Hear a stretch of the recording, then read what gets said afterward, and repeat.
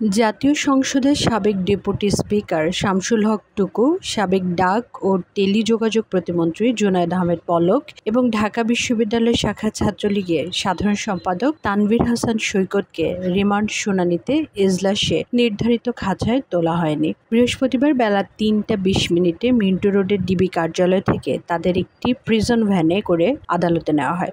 এরপর তাদের কোর্ট হাজতে রাখা হয়।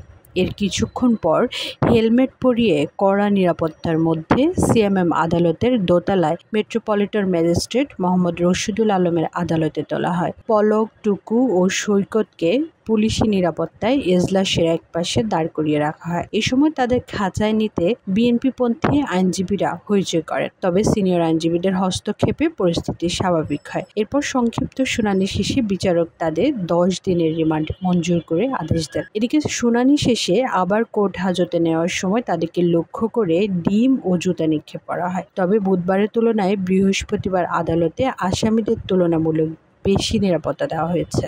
বৃহস্পতিবার দুপুরে পলক, টুকু ও সৈকতকে আদালতে হাজির করে 10 দিনের রিমান্ড আবেদন করে পুলিশ।